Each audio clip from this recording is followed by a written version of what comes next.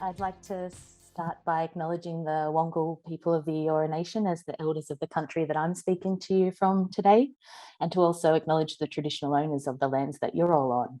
I acknowledge leaders past, present, and emerging, and recognise that sovereignty was never ceded.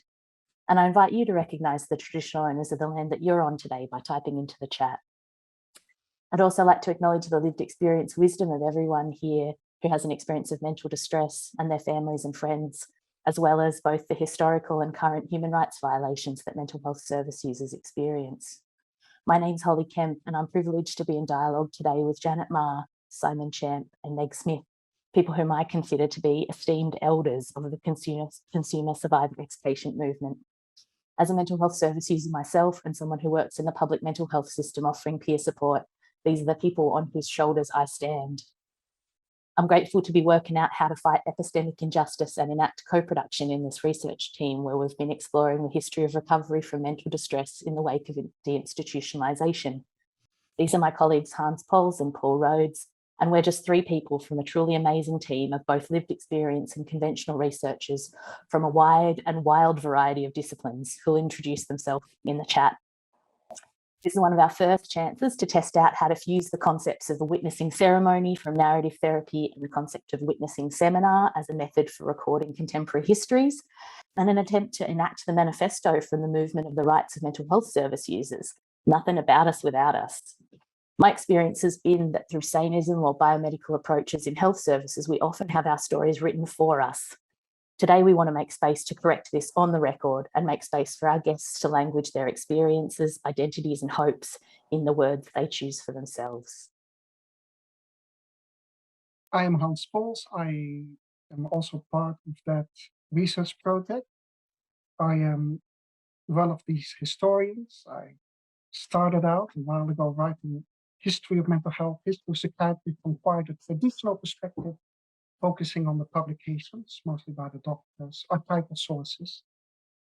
And in the last 10 years, first in Indonesia, now here in Australia, I'm part of a team with several people, 7 different backgrounds, most importantly, consumers and peer advocates, to get a much better insight into what this is all about. And so for this event, I will take a back seat, and I'm delighted to take a back seat. And so, Holly, I will give the word back to you.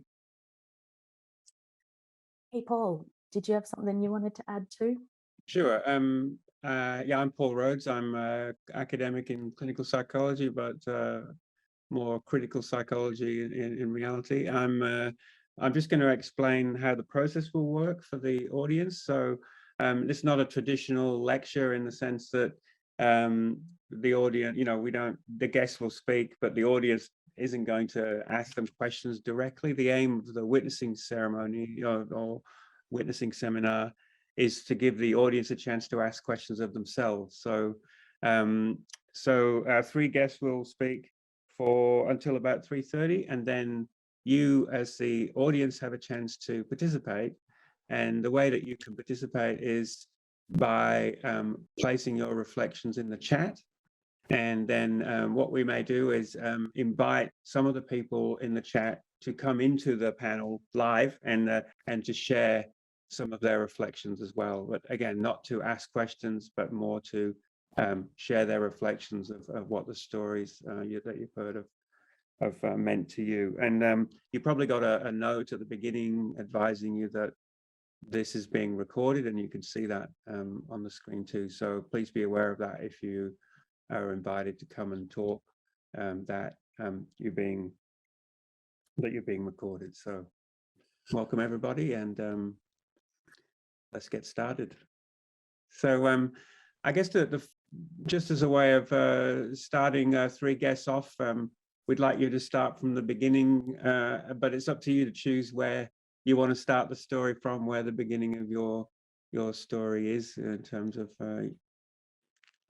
your engagement with mental health. So I'll open it up to whoever wants to begin and the process. Well, I'll start. It's Janet Ma here. Mm-hmm. Welcome to those on the list there. I know quite a lot of you. My journey started by me pretending there was nothing wrong with me and other people around me telling me what's going on. Became really paranoid and very difficult to live in my body because my mind was not so great. I did, however, have a big crash and burn and landed in first of a series of private psychiatric units where I encountered all the go-to therapies of the day, most of which have been banned by now. So, you know, we had a very exciting beginning.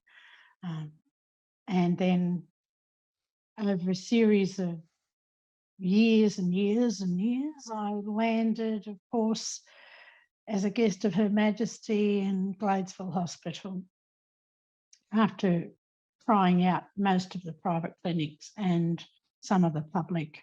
Nobody wanted to deal with me, so there I ended in Gladesville. And for approximately 10 years, I enjoyed their hospitality, not. That turned me into a passionate advocate and a dedicated philosophy of no one should ever be harmed by their care or treatment. So that's how I started.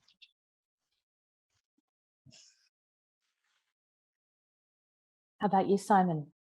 Well, the more I look at it, the further back I can see my difference beginning.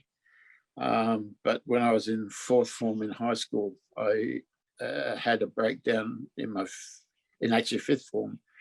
I had to repeat the year. I was in a country town and it was apparently 300 miles from Adelaide and 300 miles from Melbourne, and they didn't want to send me, my parents didn't want to send me that far. So I bumbled along and kept having weird experiences. I tried studying in Adelaide and eventually came to Sydney and found myself in Rozelle Hospital, which at the time was quite a crude place. And I'm an artist, so I remember one of my introductions to art therapy, if you like, was being herded into the men's showers and finding drawings in shit on the walls of the showers. And so that was, I realized that people were desperate to express themselves in whatever way they could. And when I came out of there, I was eventually able to go to the Richmond Fellowship House in Glebe, which is not to be confused with the Richmond Fellowship inquiry that was held later, but it was loosely what was called a therapeutic community. And living in that house, I saw perhaps people's potentials and a lot of sadness as well. So it made me question. And my father one day came there and he got a tiny piece of paper in a notebook and he did a diagram of a house, and on it he'd written where, why, how, when. And so I guess that was what I was interested in, why people wound up there, how it might be different. That's a very eloquent start to the story. How about you, Meg? Well, I think like Simon, the further back I go, the more I now realise that, you know, there was something going on there.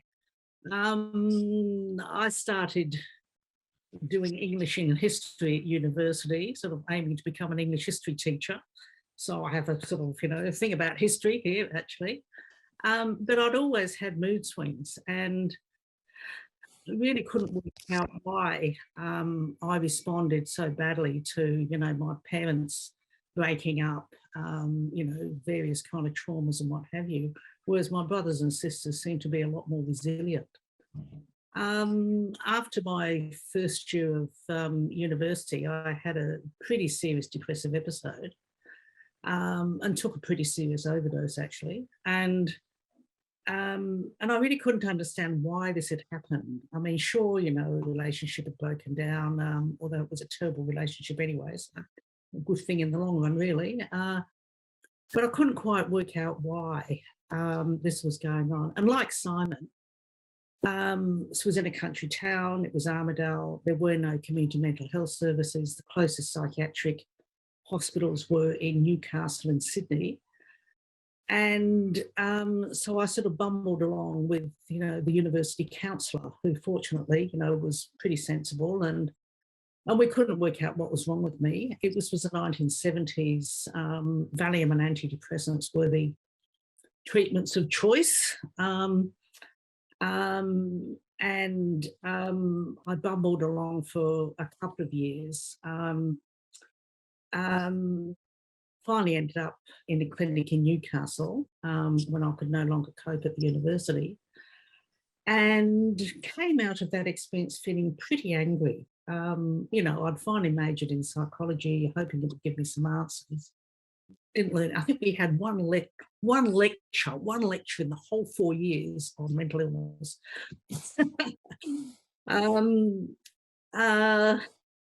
Went on to do a master's degree in clinical psychology. Became pretty disillusioned with that because that wasn't giving me any answers either. And it seemed like, you know, there was a real dichotomy between, you know, kind of emotional ill health, if you like, and mental illness. So finally ended up in Rozelle Hospital with some of my esteemed colleagues here. And okay, they finally slapped a label on me and said, take this medication for the rest of your life. And I thought, you know, I'm trained as a clinical psychologist. I've had 6 years of training.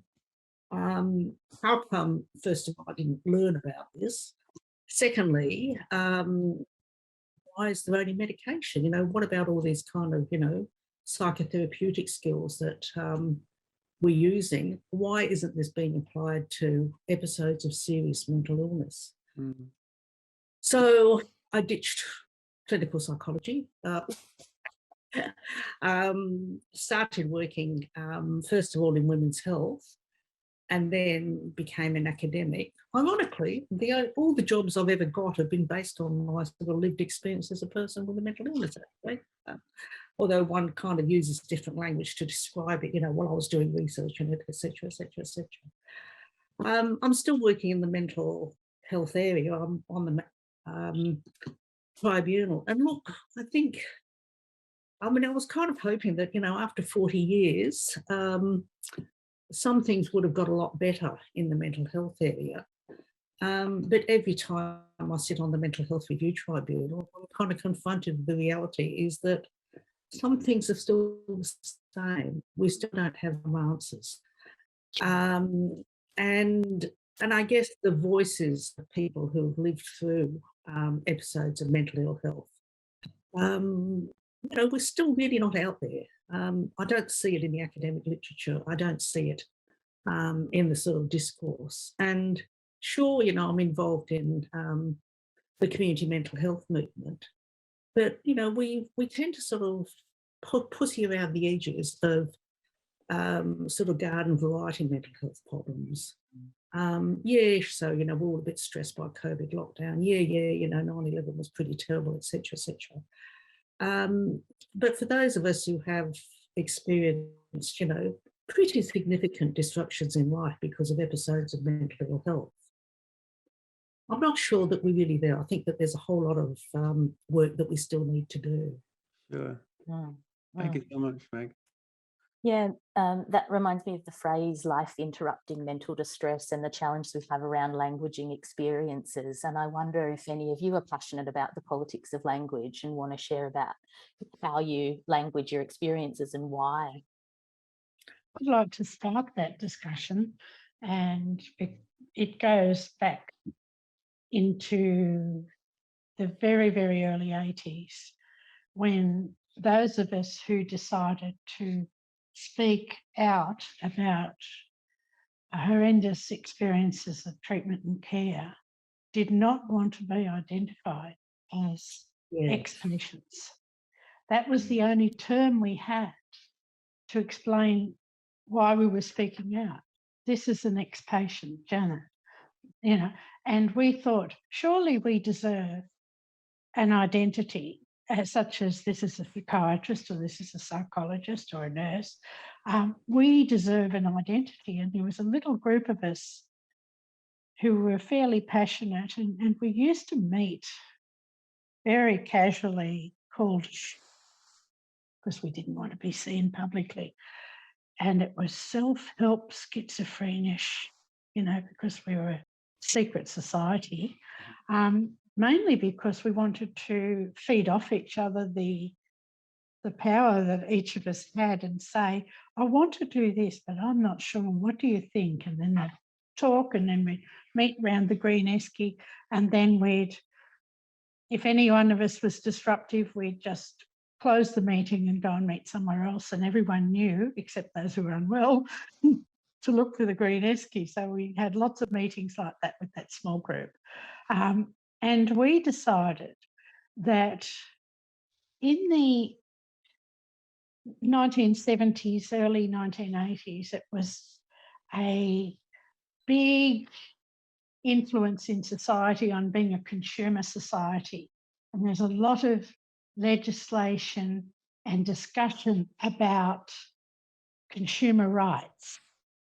This educated us to know that if we were paying psychiatrists, psychologists, or whatever to speak with us, then as people who are utilising those services, we had a right to something that was more than what we were getting, that was something that made us powerful because we had a right as a customer.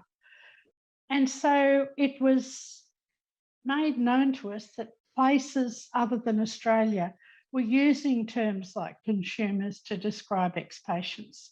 So we started very powerfully taking on the term consumer, not as people say it today, but as a rights-oriented, powerful statement that we were no longer prepared to take substandard treatment and care, and we wanted what we'd paid for. And as taxpayers, we all paid for psychiatric care, and we were not getting what we paid for. We were getting abuse, we were getting lackadaisical, lazy services, lots of medication that wasn't proven to improve a person's psychiatric state. Mainly we were being tranquilised, and we were starting to realise that. So that's where the first term came from. This is when we moved from being ex-patients or schizophrenics or other loonies of different varieties. You can see the language here.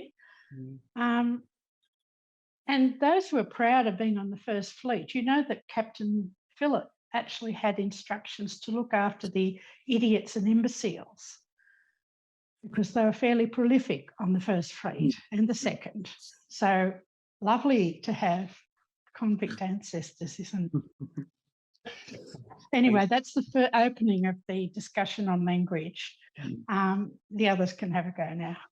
Yeah, I think when I got involved in the 80s or earlier, when the discussions around consumer were happening, I used to put it like this, that if I was a consumer, I could ask for a refund on my surf image. And there was also a parallel movement. We were particularly Janet was coming in contact with people with the lived experience of mental illness or disorder in other countries. And particularly from the States, they called themselves psychiatric users. And we didn't go down that path because of the implications of drug addiction users. It was sort of, there was a grey area there. And of course, there are many people who have wound up in the psychiatric system because of drug use. And there's some degree where those groups overlap and one doesn't want to taint the other and things like that. And it's a bit like, if you look at Gladesville, although I'm not fully aware of the history, on one side of the road used to be mainly people with intellectual disability or different, and on the other one was people with psychiatric disability. So in a sense, people that had intellectual disability or differently able because of intellectual stuff had to distance themselves from being mad, and we had to distance ourselves from being intellectually incapacitated. You know, sometimes if you say you've got a mental illness, well, people start talking slower to you, you know, yeah, so I think they were added things that we were challenged by at that time. And even today, there are young people who might not engage in the language in the same way as we did because, well, for all kinds of reasons. And I think each generation has its own terminology and our own sort of movements that are built through their own music, their own filmmaking, their own legends, if you like. And so for me, it's actually quite interesting now to stand back and see new generations formulate their own languages for mental illness or mental hardship or difference. And in that sense, there's been like, it's like one of those diagrams of a tree where all the branches lead off to other ones. And, you know, when I was first speaking, people were only identified around a few major illnesses, whereas now we've become so much more subtle in, we would hope anyway, in reading how many differences there are between people that may be dysfunctional at different times. Mm-hmm. Thank you. How do you feel, Meg, about this question of language and terminology? Well, like both Simon and Janet, I got involved in a group, you know, back in the early 80s, figuring that, you know, talking to psychiatrists and psychologists weren't of any help whatsoever at that point. And I wanted to, you know, understand what other people were going through. So I started a small group which started meeting in my backyard, actually.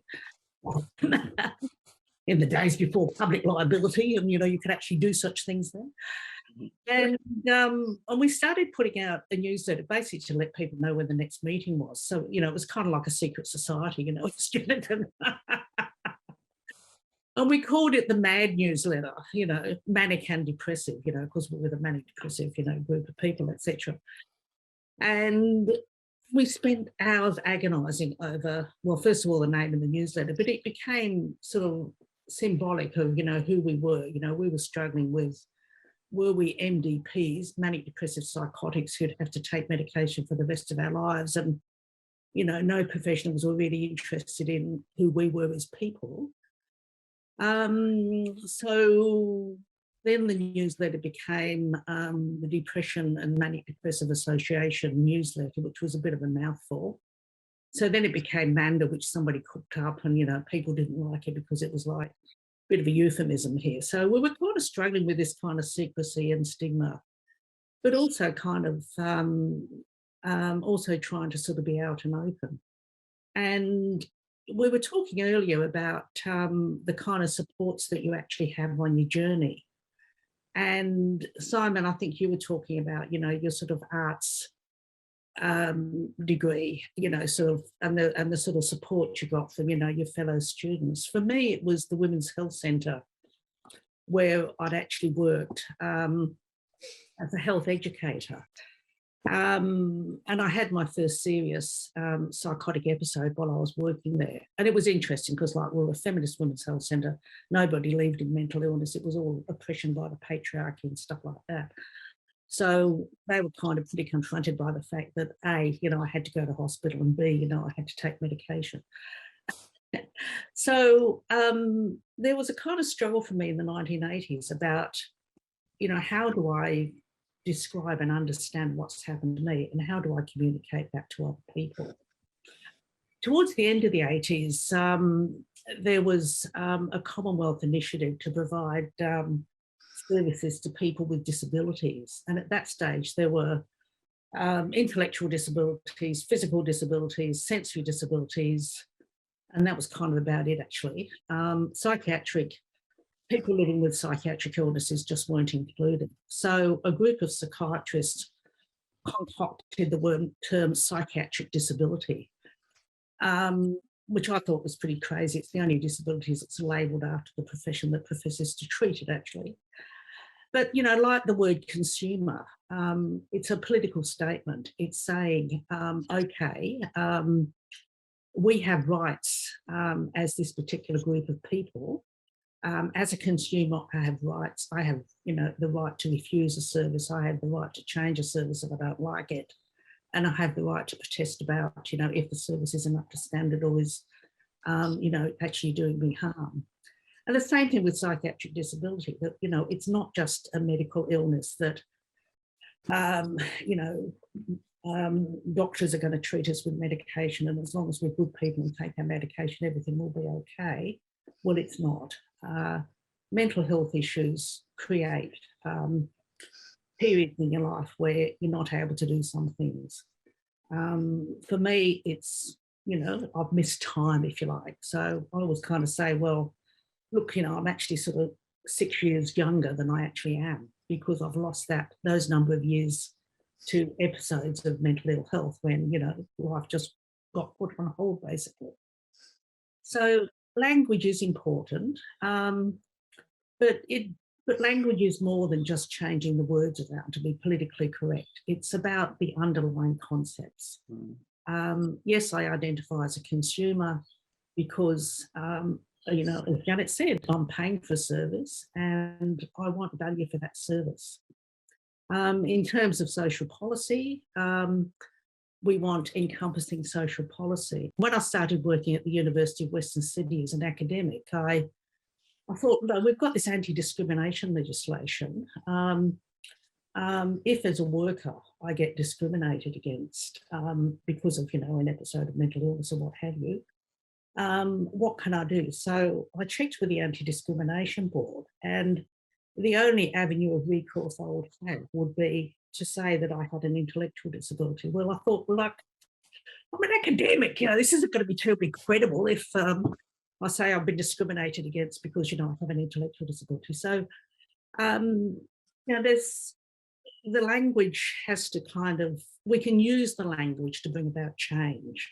We can actually say, hey, you know, your language is excluding us, or your language is including us.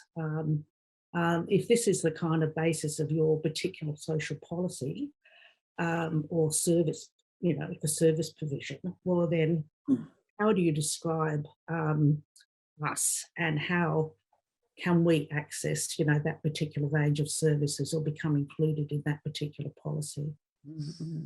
Thanks, Meg.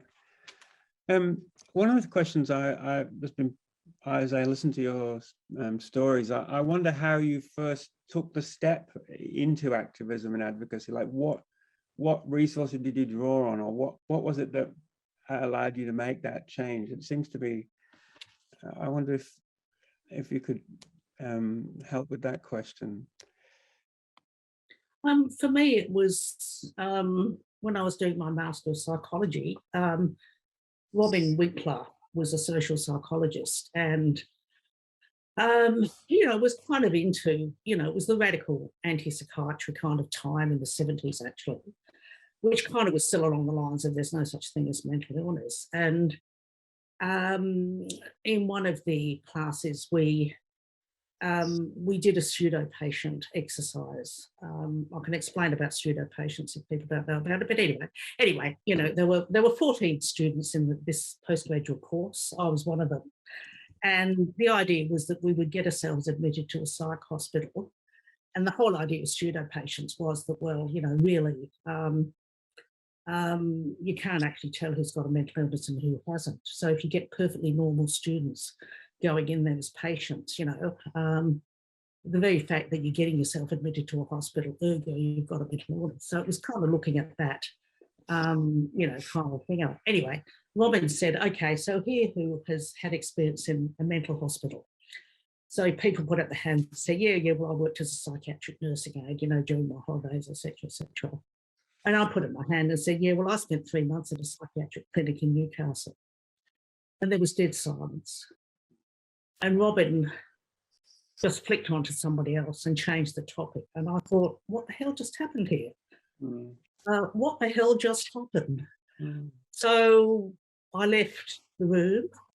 Robin, to his credit, came up to me and said, "What's up?" You know, clearly something was up. And I said, "Look, this is what just happened. You know, the only valid experience of mental health work is if you're a paid professional. You're completely invalidating my experience as a person who's lived through an episode of mental ill health." So that was the kind of trigger. And okay, I did get advanced standing for that part of the course, by the way, because I'd been a real patient, didn't have to be a pseudo patient. So it was kind of a good thing, actually. But the interesting thing about that was that my classmates who did get themselves admitted to a psych hospital all suffered an episode of post-traumatic stress disorder. They found it incredibly stressful being in a psychiatric hospital. Anyway, yeah. So that was one thing. The second thing was that I then got a job at a women's health centre, and you know, the feminist philosophy, the person is political. If it's happening to you, it's happening to somebody else. Your personal experience is important in a political context. And the wellness, look, you know, menstruation, menopause, whatever, these are all normal things that happen in, you know, a well woman's life. And similarly with episodes of mental ill health, it's normal to have symptoms of mental ill health at every time. We all have them. So it's an episode of anxiety, an episode of depression, an episode of, you know, paranoid thinking. Okay, maybe there's a matter of degree, maybe there's a matter of severity, but nevertheless, it's actually normal to have episodes where your mental health is a bit precarious. And so this kind of artificial dichotomy of, oh, well, you know, there's the schizophrenics there, and there's the manic depressives there, and there's the depressives there, and then there's all the normal people. It's artificial. It's, you know, we're on a continuum. So, you know, the experiences I've had, sure, maybe at times they've been like, I hope none of you ever go through a serious depressive psychotic episode. But nevertheless, you know, it's on a continuum. Yeah. Can I continue that? How I started was probably fairly unique in that I was expressing great and grave dissatisfaction with services at Gladesville Hospital to my psychiatrist. And I was particularly incensed by the freedom to sexually abuse people and to medically abuse people. And she said to me, "I can't do anything about it. I'm just a cog in this machine. But if you want it, you need to focus your mind on getting active in things that are not about your own health and well-being and your misery and your voices and all this stuff. Why don't you research how you could, if you had a chance, if you're ever let out of here, make a difference?" And she said, "As far as I'm concerned, the only differences that can bring about change would be to do with the overriding legislation and the professional bodies all have professional standards. So if you learn about professional standards, learn about the drivers of the mental health system. Who pays the money? Where does it go? Who benefits from the mental health system? And if the right people are not benefiting, then you change how it works." And I said, "Oh, that's silly. That's such a ridiculous, you know, I'm a mad person here." And she said, you're not unintelligent. You have the capacity to learn how things work. You have the capacity to learn what are the drivers that make me powerless to help you to make a difference. And she said, "I'm probably just as disempowered as you." And I found out later how true that was. Some of the health professionals who were radicals, who were thinking of people, really got a bad time from it. So I learned everything I could. I read the Mental Health Act back to front, inside out. Didn't understand a word of it. Eventually figured out how it all worked and went to a few public meetings, went to a number of organisations while I was still in the hospital trying to become a member to see if membership in an organisation would help me, because I was one person who was mad anyway. How could I get people behind me who had the passion, change what it was like? And most of the big organisations laughed in my face and said, well, when you're well, you can come back and pack envelopes and things for us. That was not what I wanted to do. I wanted to be part of changing a system of systems. And I think I'm still there, actually. But over the years, different systems, different changes. And eventually, Mental Health Association of New South Wales, which Meg was later a long-term president of, welcomed me. And some of the people on the link today, I've noticed Donald Scott Orr there. He was there along with Margaret Luke and some of the amazing people. Now, Don drove me mad. I'll say it now, Don, because he was pedantic. You had to have the proper wording in constitutions. You had to have every brochure had to read absolutely correctly. Every word had to be backed up and, you know, the stuff. And I would sit through these interminable meetings where we'd discuss whether these or those would be used as a term, whether there should be capitalisation of this word or that word, whether there should be a comma, a full stop. But thank you, Donald, because now I'm you. I go to every meeting and I'm very careful because I now understand the importance of words, the importance of how you frame an argument, and the importance of removing enough of your personal experience to have a strong point, but still using your personal influence and experience to make that point, but being political as well as personal. And he and Margaret Lukes were probably the two greatest influences in my original attempt at advocacy. And they gave me opportunities through that organisation to represent New South Wales and eventually internationally. And without that step up and the use of their office facilities, their paper and their secretarial support and so on, when you're incredibly poor and you have nobody to talk to, they were wonderful.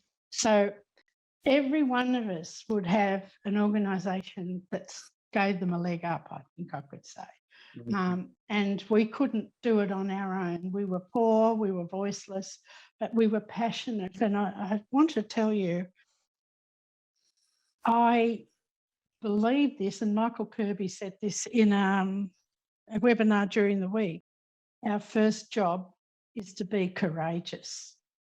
And I think that's what we all would say. We weren't public speakers. We were not experienced lobbyists or advocates. We were ourselves. We were bringing our peers with us. We brought all those horrible things we saw, things we experienced, to a table, to a room, and we wanted those mongrels in that room to listen to what was happening in the name of mental health. It wasn't mental health, it was everything but. And so we found a way to express ourselves. And I've said this before, we didn't do advocacy at all. We were not doing advocacy. We were the advocacy. We were what was happening. We were what had to change. We could show people from our own experience and those of our peers. This is where we have to start. People need to be respected. Because you have a psychiatric diagnosis or a series of symptoms does not make you non-person. And I think that's where I started. And thank God I had the right people around me. Thank you. Simon.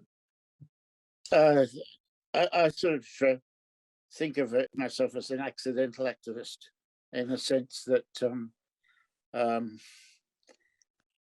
I got offered a talk once at a conference that the Richmond Fellowship put on, and I was the last speaker of the day, and I wasn't sure whether I was going to get a chance to even speak. And people listened, and one talk led to another. But I called myself an activist. I didn't know what to call myself, and I remember being called up one time by a government committee, somebody on it, a bureaucrat. And he wasn't that old, and he said, you can't be an activist. You've got to be an advocate. And I thought about it, and I thought, well, and I have been at times been an advocate in terms of the roles that I've had on various committees.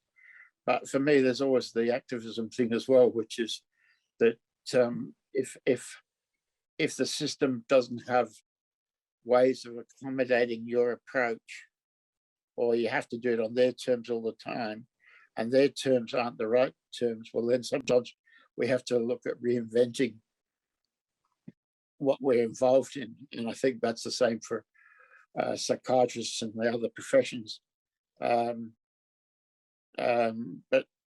Janet, you've led the way in so many ways with your work, and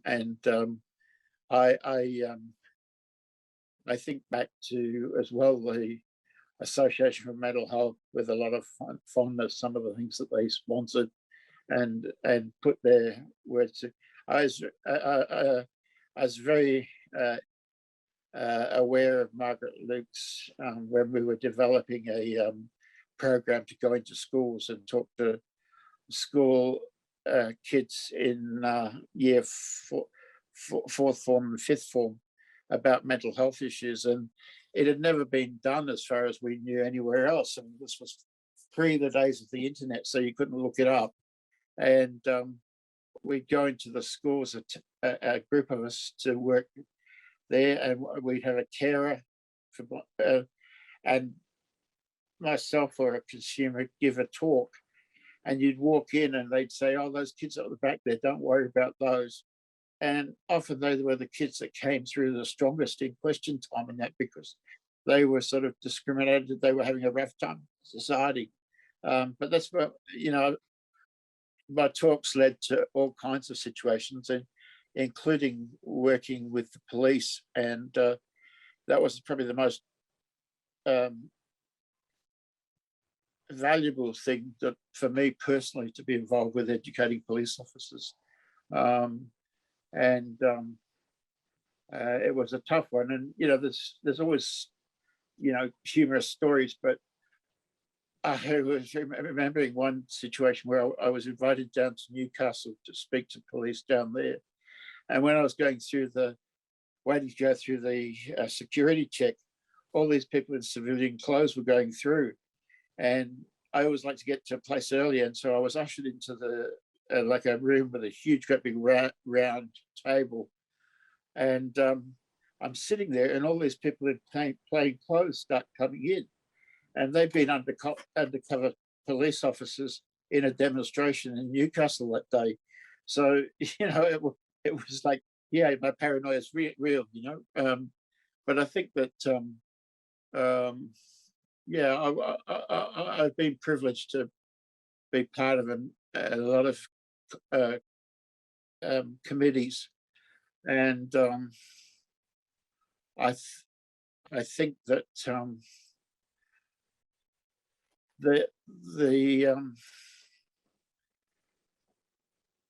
it did take courage in those days, and a lot of lonely nights for a lot of us, where you go through doubts about what you were doing or how effective you've been. And I remember going to one ARAFME, the Associations of Relatives and Friends of the Mentally Ill. I'd been invited to speak there, and I got there and started talking, and this guy got up and he said, I want to hear from a consumer. What do they know? Or you can say, I don't want to hear, I think it was I don't want to hear from somebody with schizophrenia. And so, you live and you learn. And sometimes the lessons are a bit painful along the way. Simon, I think all of us have been kicked out of meetings. I certainly Yeah. have. I think from for me, you know, I got invited onto a number of committees, probably because I was seemed to be a tame consumer. You know, she's an academic, she's a psychologist, she's not going to embarrass us. And Donald Scott, oh, I don't want to have a dig at you, but I was at that meeting that John Snowden convened about the psychiatric disability. And the message we got from John Snowden was, yes, and I said, look, I'd like to bring somebody along from the mood disorders group. And John said, yeah, that's fine, as long as they're not disruptive. So, you know, I brought along my friend Elaine Reeves, actually, who was a journalist, actually, with the Sydney Morning Herald. And she had a small child, so the small child had to come along because we couldn't get babysitting. And Elaine wrote up, you know, an hilarious, because John, you were all a bit patronising in that meeting, like it was the 80s, and I know, you know, you were stepping forward and kind of, you did change the language about psychiatric disability, but I think, you know, certainly during the 80s, I'd kind of alternate between, okay, look, I'm on this committee because I'm an academic, you know, I'm a psychologist, you know, I'm a safe person. And then every now and then I think, oh, fuck that, you know, I'm going to sort of say, look, well, I've got the lived experience of mental illness. Yeah, I'm manic depressive, so what? But the professionals were often really very uncomfortable about that. And Simon, you know, you and I were talking earlier, and you were talking about the fear and fascination about mental illness, that, you know, people are fearful of it, like, are you going to turn into a homicidal maniac while I'm talking to you?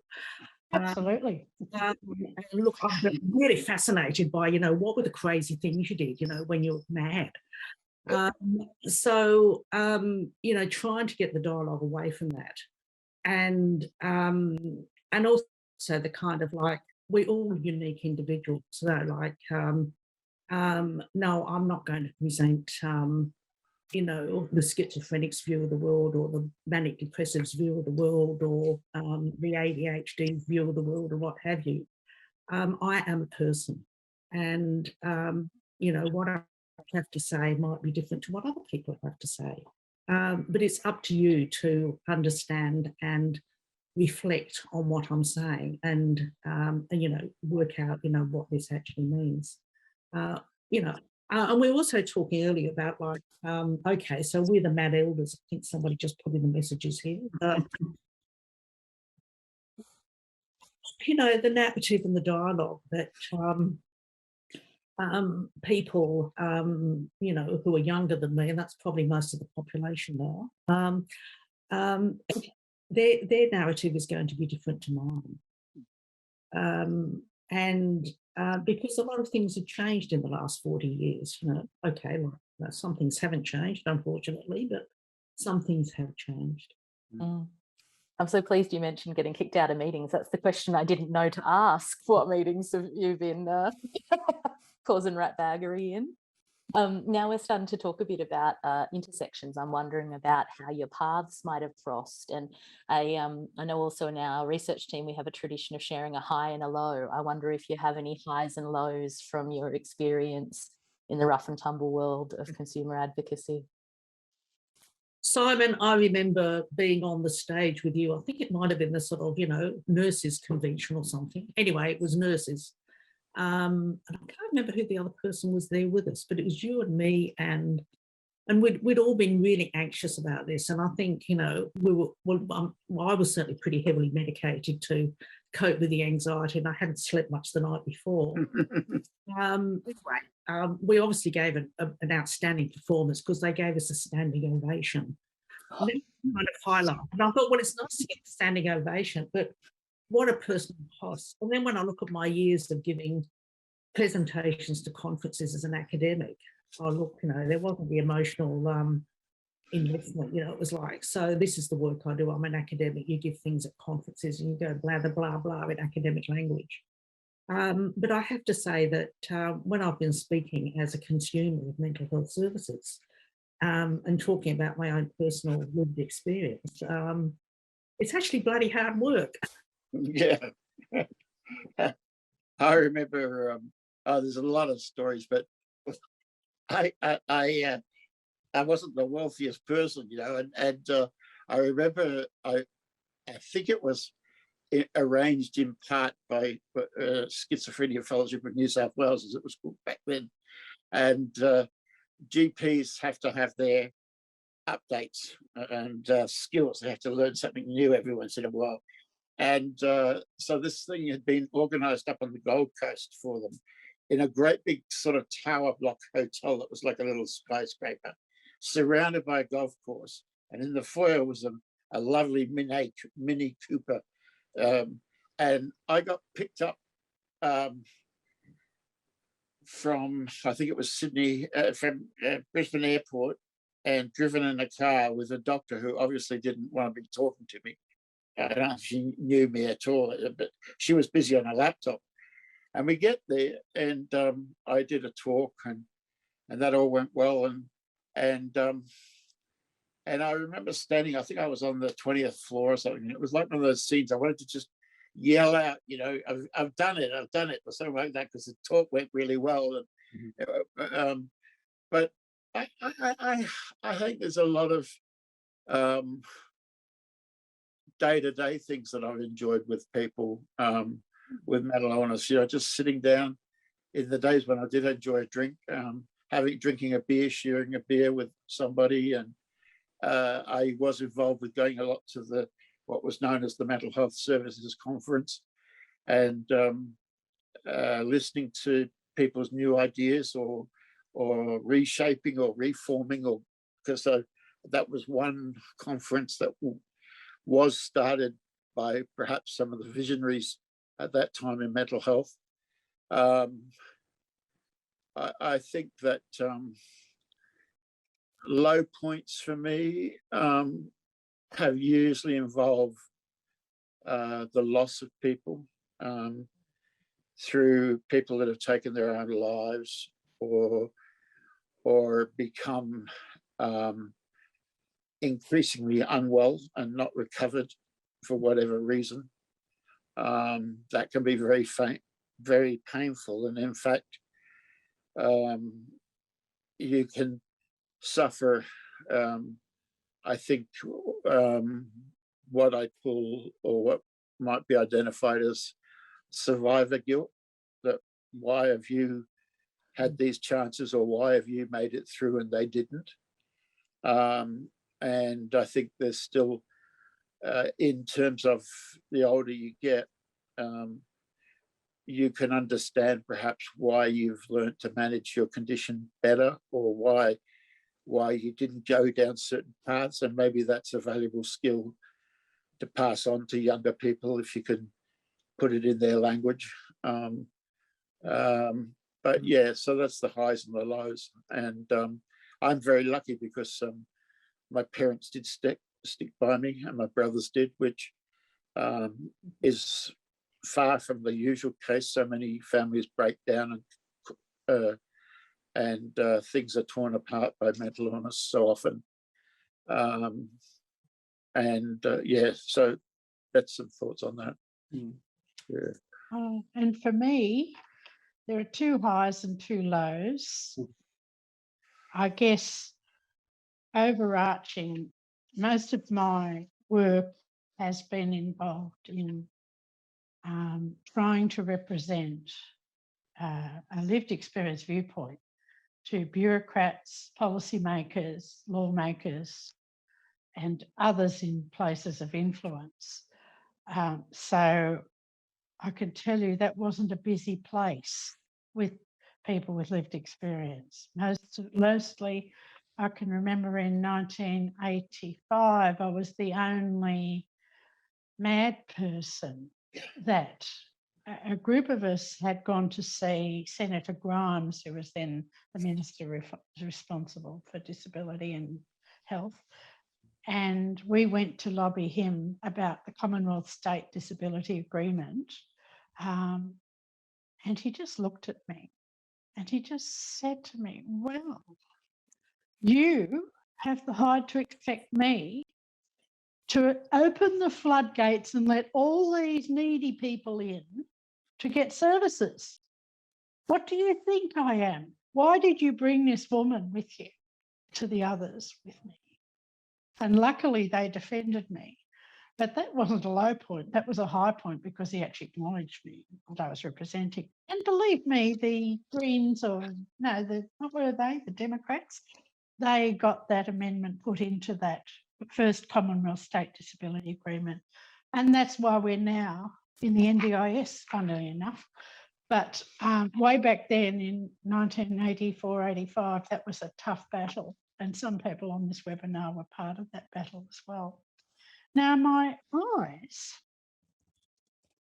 well, I think I was trying to explain that being a lobbyist is lonely because there was no one I could go back to talk to say that mongrel, he did this to me. I just had to go back to my family and cook dinner and pretend nothing had happened. And I had to wear a lot of stuff like that really cut to your core, and you just had to get on because the people who supported me were very needy too, and I can't load everything on them. So at that time, it was very narrow field. When I was part of the New South Wales Association for Mental Health, now called WANED, I was their representative to the national body, the Australian National Association for Mental Health, which was killed when we had a Mental Health Australia, was born by a government decree. But at that time, I had a portfolio of community affairs, whatever that was, for NM. And we had received a copy of what was then called the Eisen-Wolfenden Report. And it was a report on the funding of mental health services around Australia and where was the money. A massive thing, quite thick. And I was incensed by the diversity and the abuse that was happening to those monies, and therefore by default to the people who should be in those services. They were getting shafted. And Eisen-Wolfenden Report had incensed me, and I thought, how can I change this? How can I use NM's influence to get to the right people? And I remembered I'd met a representative of the Human Rights Commission at some conference, and I asked if I could go and see Howard Glenn, who was that person. And I went and I took a half day off work and I went into the offices and I was sat in this beautiful office and they gave me bone china cups with a cup of tea. I had never experienced anything like this. Normally we just sat outside and wait till you're called. But I had this couple of nice biscuits and very nice bone china tea cups, and I was nervous as hell. Anyway, he looked at this and he said, "What do you want us to do?" So I told him what I wanted him to do. This has to stop. This is people's lives are being ruined because of the lack of services, the lack of funding and blah, blah, blah, blah, lack of accountability. He went off and spoke to the Human Rights Commissioner and then came back and said, "Would you like an inquiry into mental health services?" Holy, holy, holy. I wanted an inquiry into mental health services. We all want an inquiry into mental health services. This is the best thing that ever happened to me. And he then said, "Well, we'll invite me to your next national conference." And he came. And in the middle of fire alarms going off, all the vibes are against us, this fire alarms going off, and he made the announcement that there was a human rights inquiry into mental illness. And I thought, I can retire now. I can relax. Everything's done. I couldn't have wanted more. And since I first got sick till now, this is the epitome of anything I ever wanted to happen. This is everything. Why am I still here is the question. And that was my highlight. And I believe Brian Burdekin might be around. He was the commissioner at that time. Did a wonderful job for us. The next highlight happened only this week, actually, a week ago, where, oh no, that's the reverse of sorry, I have to go back. Sorry, I made a mistake here. Okay. In the time when the government was still looking at the probable implementation of something like a national disability insurance scheme, the first instance was to remove mental health stuff because it's too complicated. And some of us lobbied so hard, so strong, spent every waking moment in Canberra in somebody's office, talking to them, explaining to them why this was critical. And of course, I could refer back to the 1985 Commonwealth State Disability Agreement, where they couldn't leave it off. And of course, since then, there was the UN Convention on the Rights of People with Disabilities, which did include those of us with psychosocial disability. So I had a very strong weapon bag, and I kept throwing it at people. And so eventually, one of the very senior bureaucrats told me to rack off because I was going to make it fail and sink if this was added. And I said, don't worry, better people than you have told me those things before, and I'm going to keep going until I've got nothing left. So I was in Brisbane visiting relatives, and I live in Sydney, and I had my brand new mobile phone with me, which I didn't like mobile phones. And a member of Parliament rang me and said, I want to give you a heads up. And I thought, why are you ringing me? You know, this is not usual. And she said to me, your legislation is going forward today.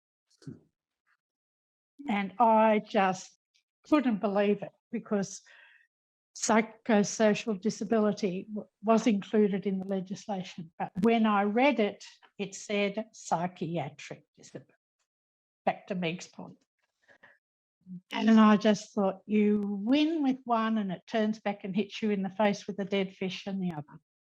And just this last week, there's a reform to the NDIA Act, and the proposed reform includes the fact that we're removing psychiatric disability and putting in psychosocial.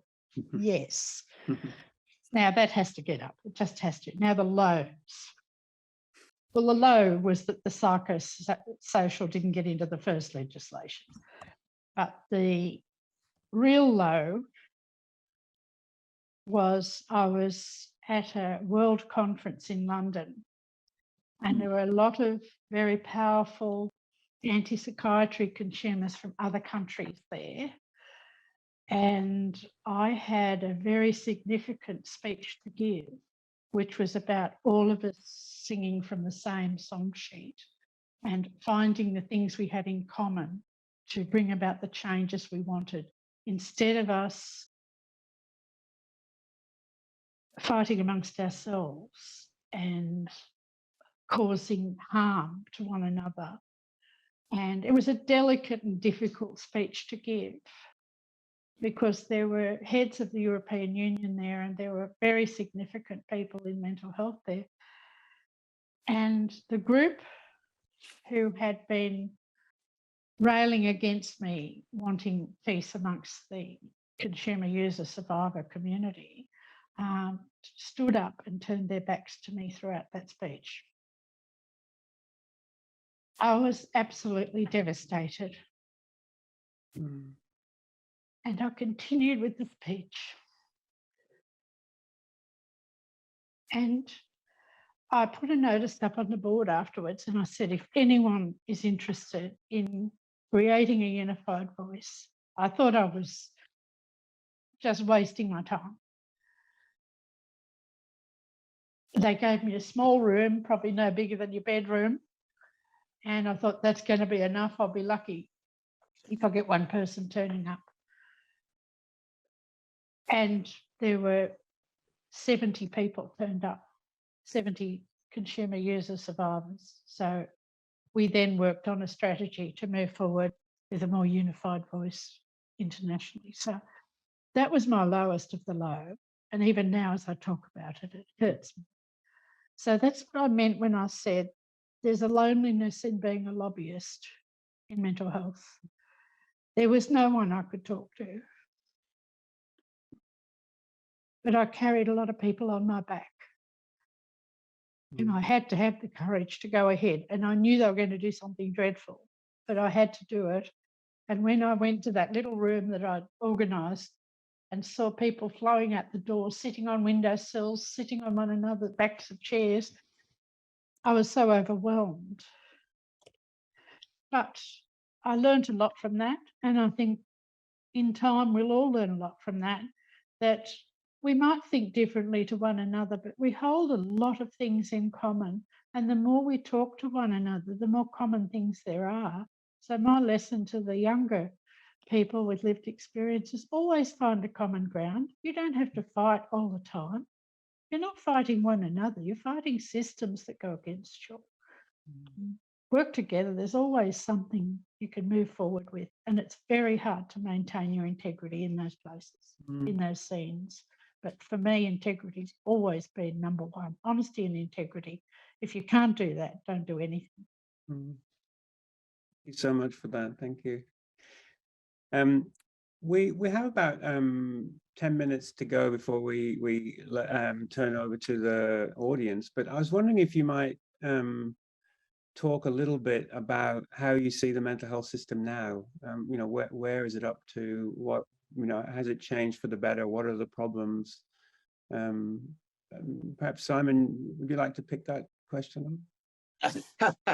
Well, I've never been exactly free of the psychiatric system. The last time I was in an acute ward is 4.5 years ago, and that time wasn't so bad because partially because the art teacher from the group that I've been involved with for 12 years actually came and got me out one day, and we drove with other consumers out to a bonsai farm, and I had a room to myself off the corridor. But the time before that was quite horrible. It was very intimidating. It was very, there were people with really complex needs who were uncomfortable to be around. Sometimes you can't, if you can't choose your family, you can't always choose your fellow users of a system. So I think the system is changing. I think that the money hasn't always followed the kinds of services that people need. And I think that I go back to, in the sense, I've been very concerned about people's rights. But as we forget sometimes, there's rights come with responsibility. And sometimes that's very, as a young person, that's very hard to understand. And I think the other thing is the notion about recovery. There's this, there is a sort of a more, generally a more hopeful expression of what's possible for people to manage or to achieve with their lives. Again, it needs the backing of more resources. I think some of the places that people are held or are still very, very limiting. And at the moment, with the worry about the coronavirus, it's exacerbating that confinedness and that thing. I think there are some real initiatives that have come that are helping people. I was going to say, along with my thing about rights, one of my things is that it's always the mystery of the mind that's kept me going. I mean, like, what is it people think? What is it that they see? If they see differently or hear differently from me, why is that? How does that happen?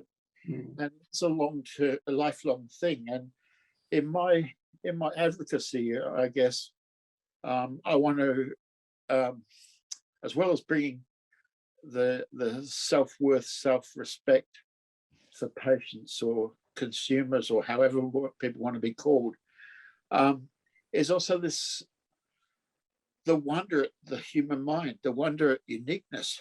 And I put in a preview, a preface to a nursing textbook, that I'd hope that by the end of your career, your working career as a nurse or as a doctor, you will have more questions about the human mind and individuals than you started with.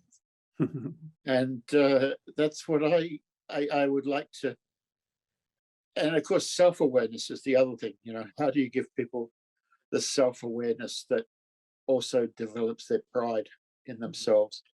And as an artist, of course, I think writing and art can be marvelous mediums for people to recover with or help on the journey. The flaw with that is that if people know you've got a mental illness and you're an artist, you can bet their first sentence is about Van Gogh. And you know, he's been sort of adopted by just about every mental health group I can. You know, he's got epilepsy according to some, and schizophrenia. And poor devil, I mean, like he's suffered enough on earth. Let's give him peace, guys. You know? Thanks, Simon. How about you, Meg? What are your views about the mental health system now? I think the key point is psychosocial, just picking up on Janet's lobbying kind of experience here.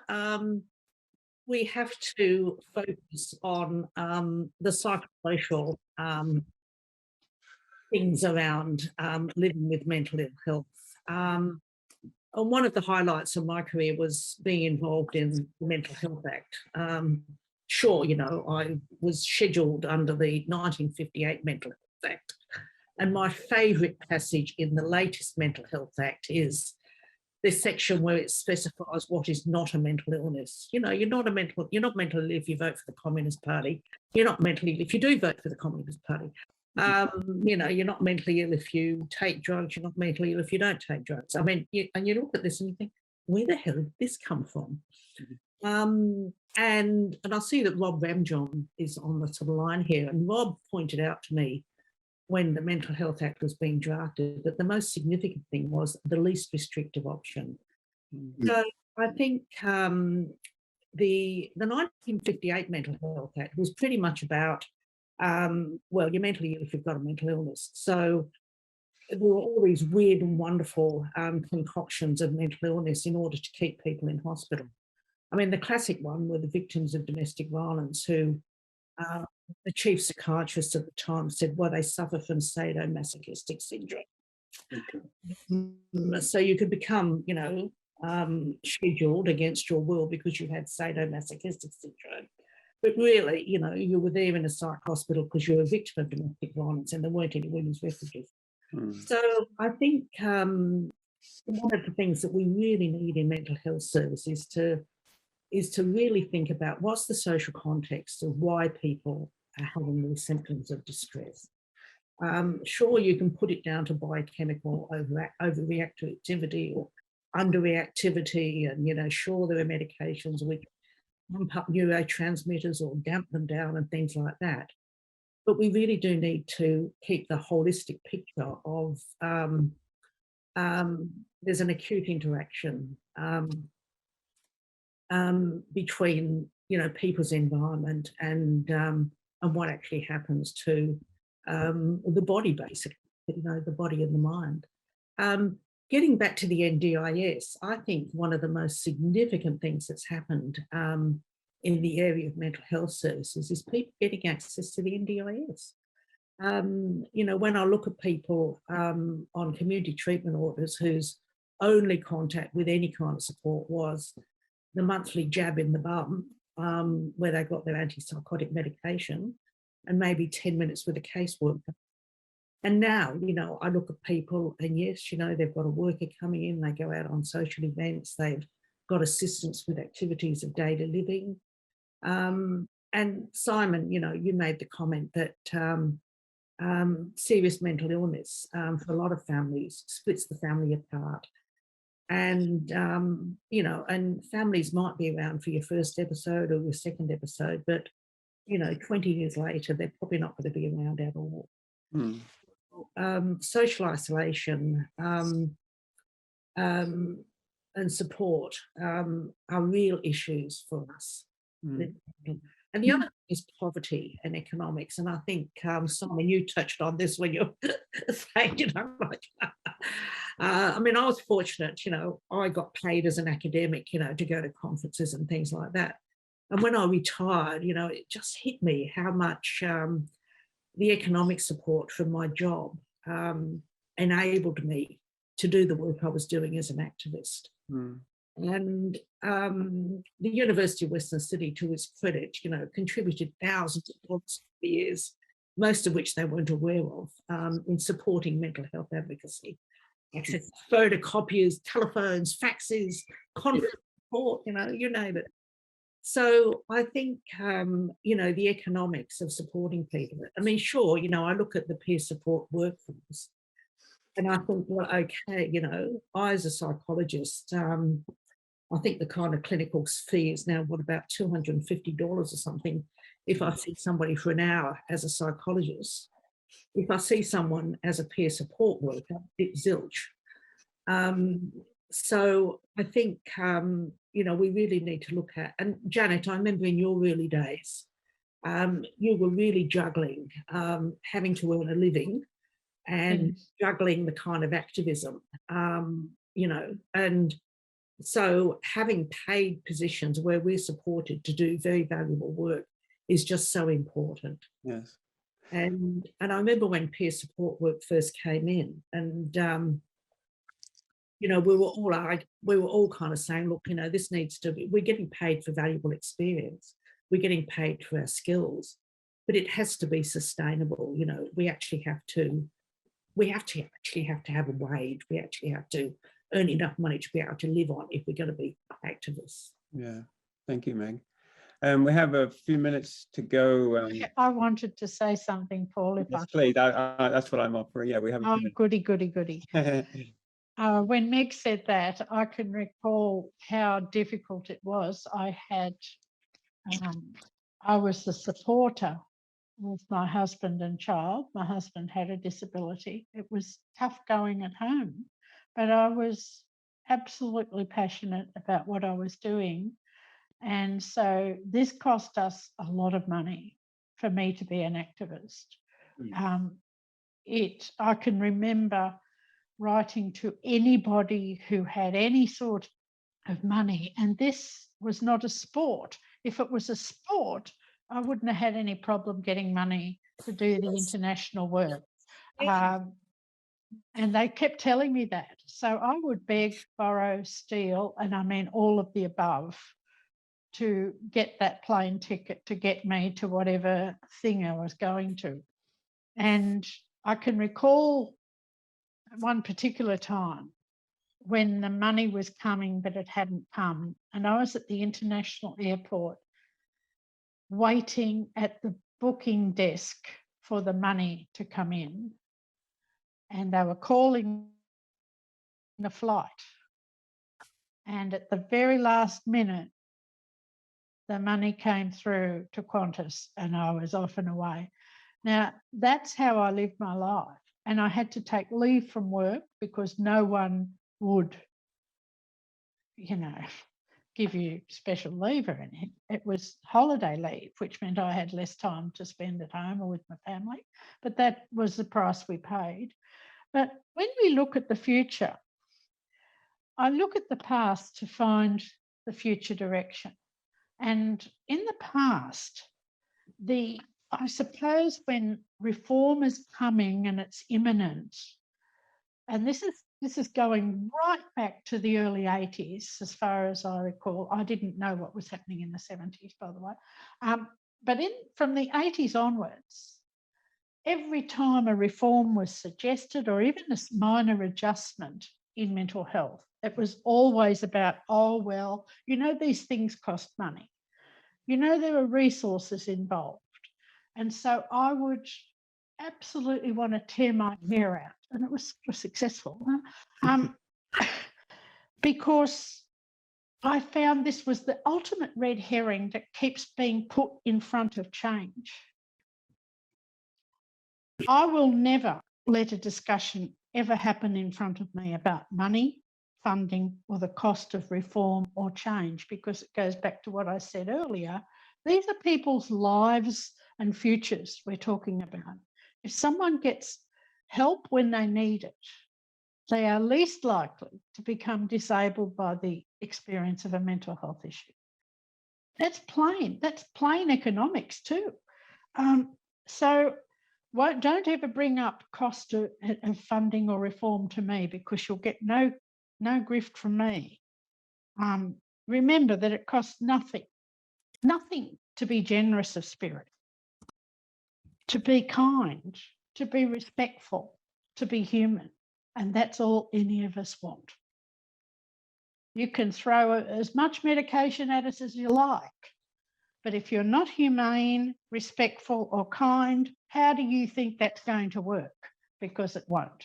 So all reform comes down to those qualities. So I think when I'm looking at a future, your future motto, ladies and gentlemen, in the future is carpe diem. Seize the day. Every day someone should be better off because you were there. You were there holding their hand, or you were there, oh God forbid we should touch them. You were there hearing their humanity, being part of their journey. And, you know, just seize the day, please. And remember that no matter what you see in the media, no matter what our government tells us, refugees are not monsters. They're not, we are harming people deliberately.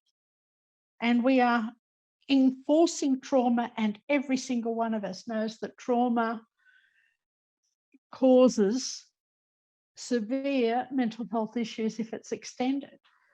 Yeah. Most of us are victims of trauma. We should not be acknowledging that this stuff that goes on in the name of governmental policy is actually acceptable in any way, manner, or form. And I'm getting political here. And also, I don't accept stigma. There is no such thing as stigma. There is only discrimination. And it may not be legal discrimination, but to me, it's illegal if you insult somebody because of what their experience is. So I don't really care what the legalities are. I care that human beings are treated like human beings into the future, that we respect. And I have a quote that I used to always finish my speeches on, which I'll throw at you. It only is a short one, and it's my pal, Nelson Mandela, who went and died on me. I've walked that long road to freedom. I've tried not to falter. I've made many missteps along the way, but I have discovered the secret that after climbing a great hill, which all of us have climbed, one only finds that there are many more hills to climb. I take a moment here to rest with you, to steal a view of the glorious vista that surrounds us. And I look back on the distance I have come, but I can't rest because there's more to come. Thank you. I want to invite Robert Ramjan on stage now for a little bit. Robert, are you there? Yes, and I'm technologically incompetent. If I didn't have help alongside me, I wouldn't be here. Hans, I'll be succinct. You define heroes. Usually they have three qualities. They're courageous, they're passionate, and they have the ability to act. Simon, Janet, and Meg have clearly shown us that they are heroes of the movement, of the consumer movement. And I note from the comments that are coming in, there are quite a few other heroes who are watching in on this webinar.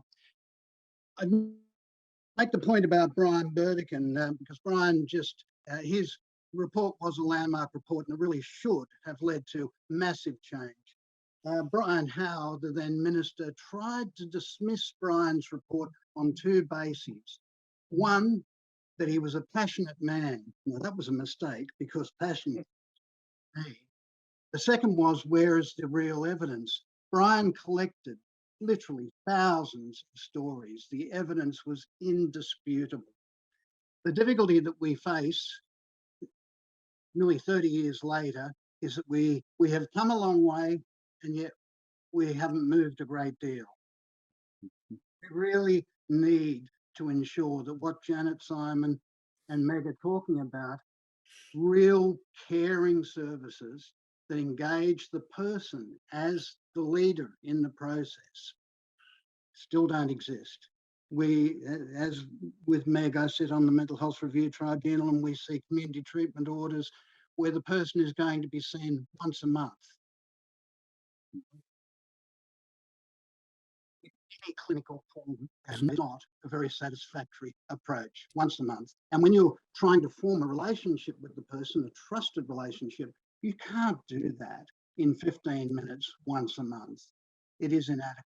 I'll disagree with Janet a little bit about the money, because the money is still not flowing to mental health services. The Auditor General's report from the 20th of December 2010 clearly demonstrates that our money is still being stolen by the hospital. It means that our community mental health services under. So we, as I say, we've come a long way, but we haven't moved a great deal. We really need more heroes like Meg and Simon and Janet to lead the fight into the next phase. They're going to keep fighting, I know, but they're going to, as I think Janet was saying, we need to find the common ground and fight together, because we're not getting the deal that we deserve. That was true yesterday and it is today. Oh, wow. Well, it has been an incredible privilege to be in conversation with you all today. You can see that I've put my email address and Hans has dropped his in. So if you're not a subscriber to the newsletter and you want to be, so you can be part of more incredible dialogues in the future, drop us a line.